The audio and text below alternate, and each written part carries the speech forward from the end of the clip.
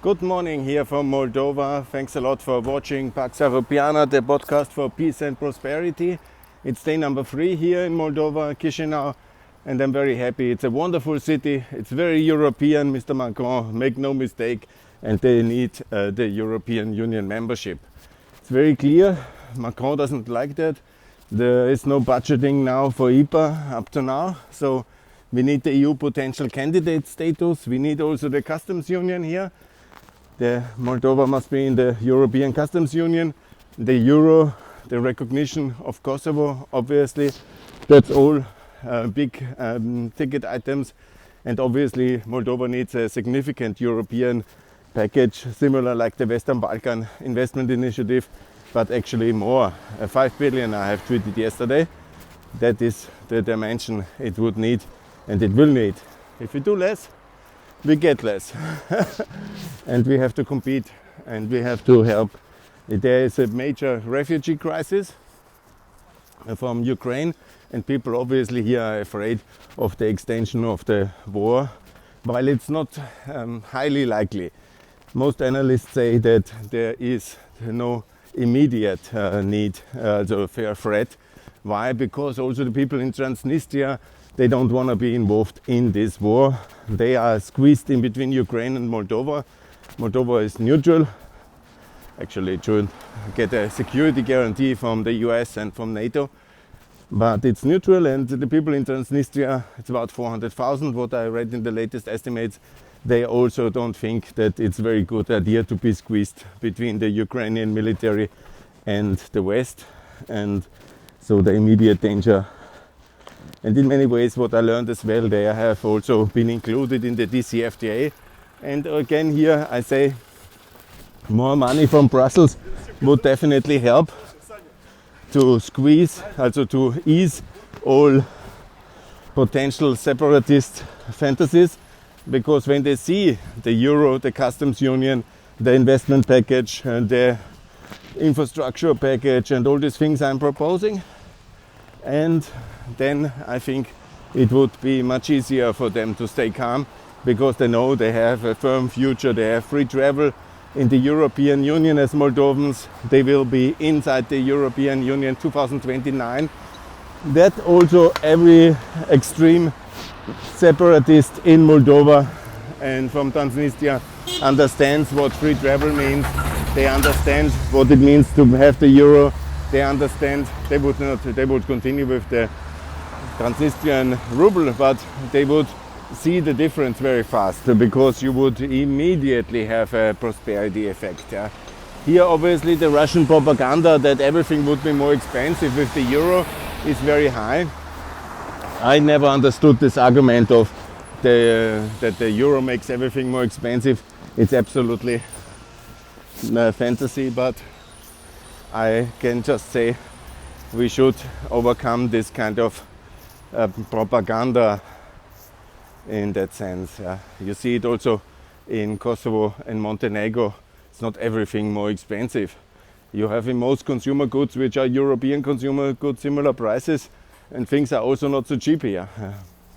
And you just convert, you don't adopt the Euro prices, you convert under supervision towards, and you stay with Moldovan prices. Yeah. Anyhow, maybe there must be some education about what Europe is as well.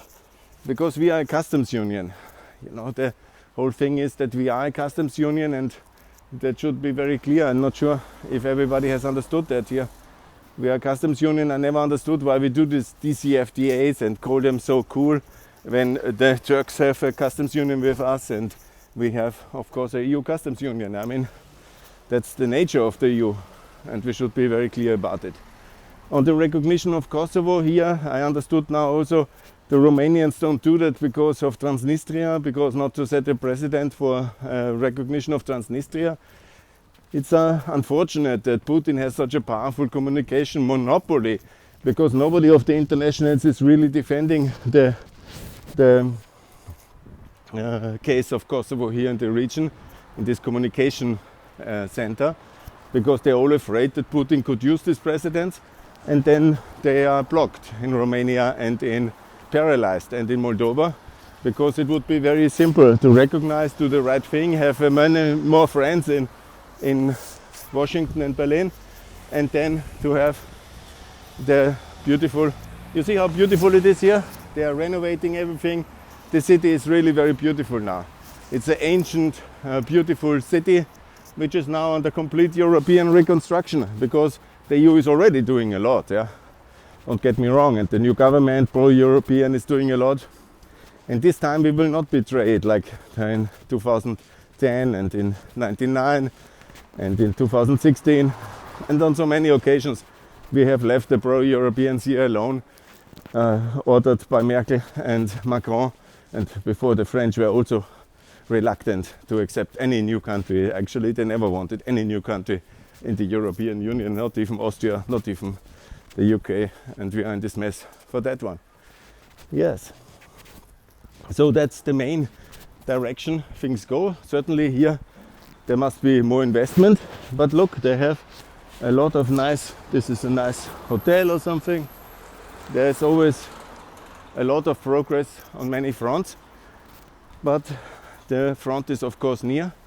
But the heroes of the Southern Bug in Mykolaiv have basically stopped the advance, and so it's safe. But on the military side, when they don't want to join NATO, as I understood, then probably the best thing is to solve it like in Bosnia and Kosovo, where there is an indirect NATO security guarantee for Bosnia and Kosovo, and that's the best role model for now.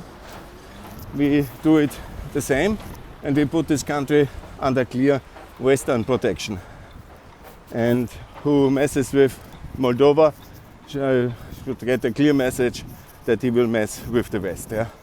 And that is the way. We should have done it also in Ukraine, and there would be no war. It was the biggest mistake in the history after 2015 to rely on Minsk II and not to put a firm Western security guarantee for the existing borders of Minsk II, for the contact line in place. And we didn't do it, and this war is in Ukraine because of that. Because Merkel was never ready to engage. She has actually reduced the military capacity, because contrary to what Russia did since 2015 Minsk II, they prepared for this war and Germany disarmed. And so we are in this mess. Yeah, that's the tragedy. And of course, here everybody feels with Ukraine, but they are shivering. Yeah? They almost have no military capacity by themselves, and they are in this situation, and they are unfortunate in a very tragic situation. While the country is very beautiful, everybody builds and invests and works, it's really moving on. You see how beautiful it is. The sun is shining. I'm walking to the center now, and I can just say what a wonderful, beautiful place that is. I really like it. A lot of culture, a lot of beautiful architecture, a lot of renovated places, friendly drivers, friendly people, and everybody is of course waiting for Europe, but like so often they are waiting for very long, because the French and the Germans are not ready since 15 years now. Next year it will be the 15th anniversary from the Bucharest debacle, where the Germans and the French have betrayed Eastern Europe and given it up to Russia. And we have how many wars for that? I missed the count. Georgian, Syria, Ukraine, twice, just because of Bucharest. And Ischinger is still very proud about what he did. Yes, that's the debacle of Bucharest in 2008, 3rd of April. Let's never forget. And there's kind of disaster. I made also statements about the 1903 pogrom, and that this should be a big international thing on 19th of April every year to commemorate Russian anti-Semitism. It's very important. I also call on the Americans to make an American Moldovan enterprise fund like they have done in Albania. I'm promoting the recognition of Kosovo and EU37, and of course the euro like in Montenegro and in Kosovo. That's very good. The customs union, and a security guarantee by NATO and the US. Of course, I'm promoting federalism because that's the answer to this separatism, as everywhere federal Austria in federal Europe, and the Austrian regional self-empowerment is of course also the best way. Transnistria can be like Vorarlberg.